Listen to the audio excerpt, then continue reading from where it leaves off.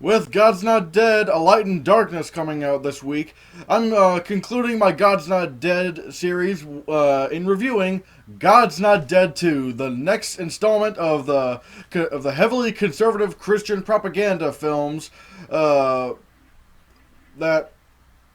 fuck. Look, I already hated God's Not Dead, like the first one, and really you could argue it's more offensive, but in my opinion, God's Not Dead 2 is even worse. Before I get more into that, let's just talk about the plot. The plot is basically about this one teacher played by Melissa Joan Hart, and she just mentioned Jesus in the classroom, and I'll get into the context of that here in a second. But she gets brought up by the school board, and things escalate to the point to where she has to go to court to defend her case. Yeah.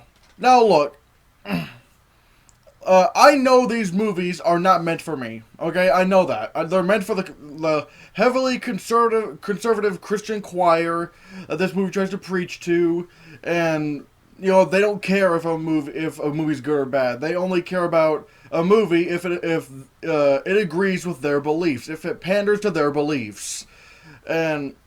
Yeah, this movie, God, is not dead too. Why did I make that pun?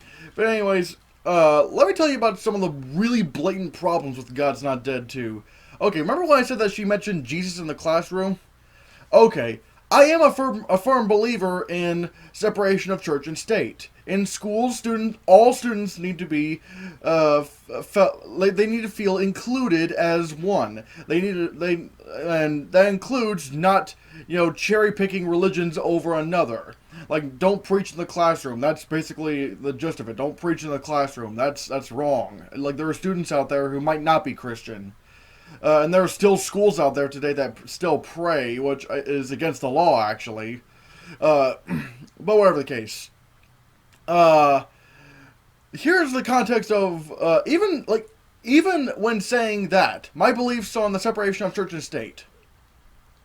Melissa Joan Hart's character, even though the movie tries to make it look like she's not preaching in the classroom. Because a student asks Melissa Joan Hart's character if Martin Luther King Jr., like the discussion was about Martin Luther King Jr., if Martin Luther King Jr., his teachings were, if his teachings were influenced by the teachings of Jesus Christ. And she answered, well, probably yes, because of this, that, and this, and that, and, the fact that he was a preacher. Martin Luther King Jr. was a preacher, so it would make sense why he would base his beliefs on the teachings of Jesus Christ.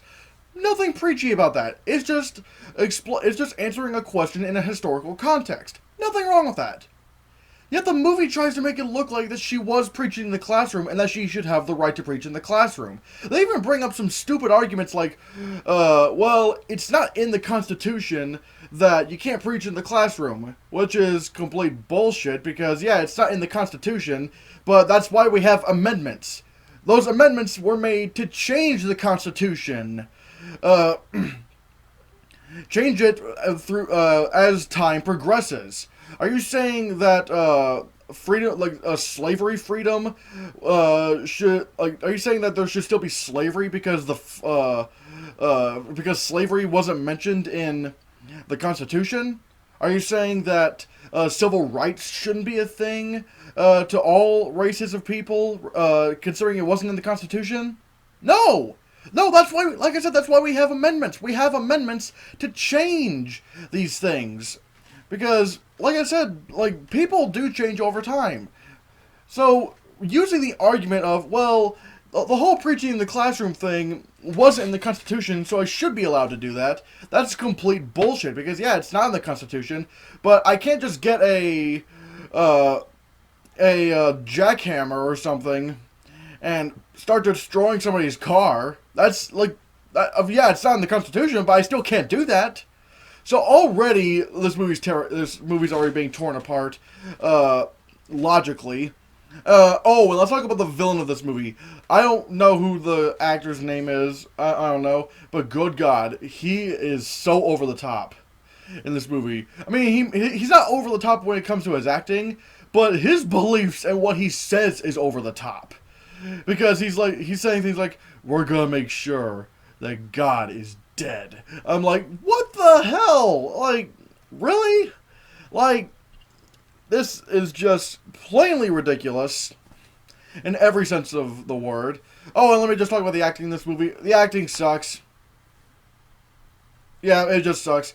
The acting sucks, and what they're saying sucks. The direction is the direction sucks. The cinematography just sucks. It looks like a Hallmark original movie or a Lifetime original movie. So, ugh. And, man, what?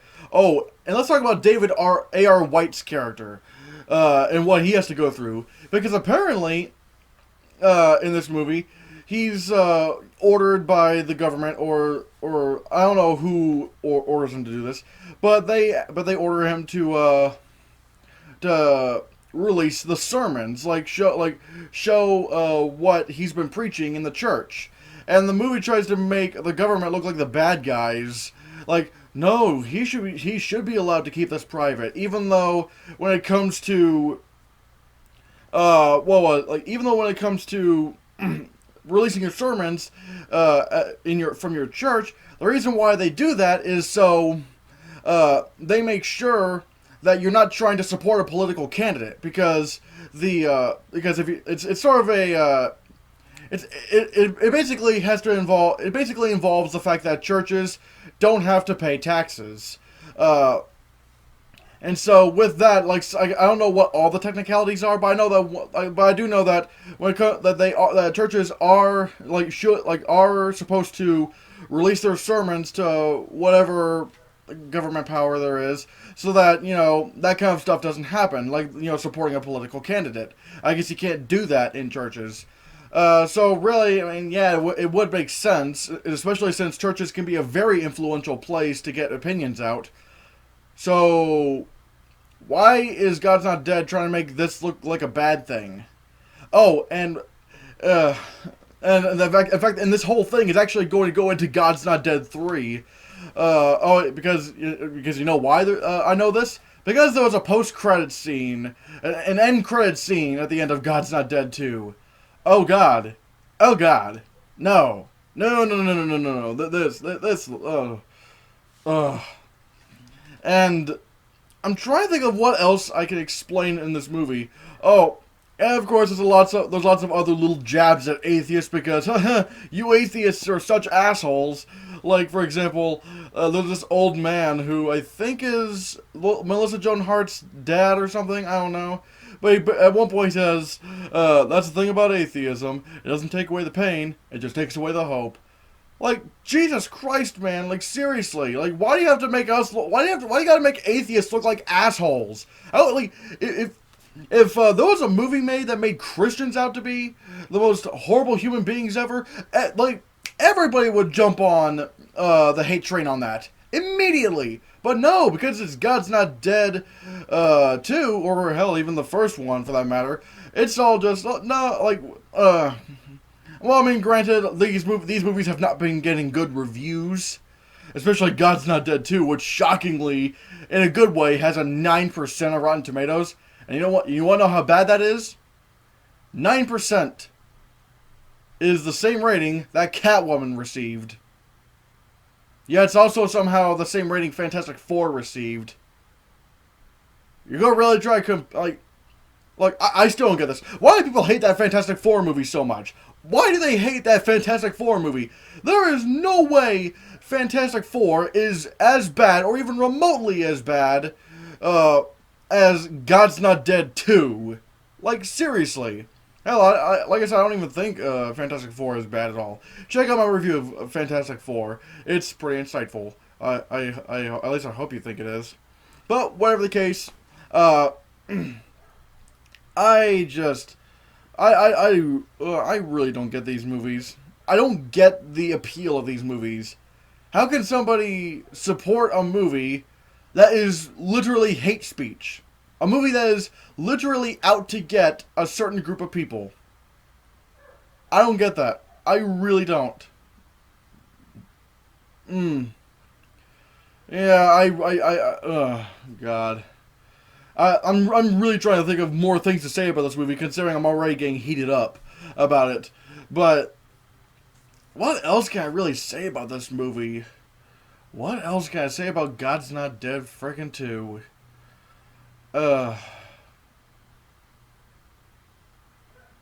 No.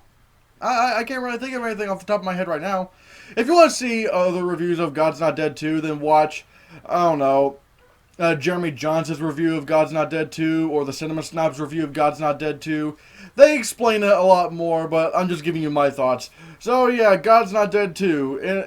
In a nutshell, this is worse than the first one. The first one might be more angry and slightly more offensive, but that's a movie. I mean, it was still terrible, but I think God's Not Dead 2 is worse. It is... I think it doesn't even have the performance of Kevin Sorbo in the movie. Where even though in God's Not Dead I hated his character, I hated the Professor Radisson character because, of course, like I said, it was an over the top atheist character that is not even remotely realistic. But I will say Kevin Sorbo legitimately did do a pretty good job through his performance. There's no Kevin Sorbo in God's Not Dead 2. There is no shining spot in this movie. This movie is a dumpster fire. I don't know why the Razzies didn't put this movie into the consideration for Worst Picture. Because Batman vs. Superman is worse than God's Not Dead 2. I still don't get that. How can anybody think Batman vs. Superman is worse than God's Not Dead 2? At least there was, I liked Batman vs. Superman, but at the very least, there was Ben Affleck as Batman. The action scenes were pretty cool. Everybody loved Gal Gadot's Wonder Woman. There are at least things to like in Batman vs. Superman, regardless of disappointment that the movie brought. There's nothing redeemable about God's Not Dead 2. It's just a complete shithole with nothing good in it, and it's hateful. This movie is actually trying to... this movie is actually discriminating, basically discriminating and being hateful towards any person who does not share their faith. Ooh, I forgot to say this. Remember the the atheist reporter who got cancer in the first movie? Well, apparently she converted to Christianity, and now her cancer's gone. Because that's so... like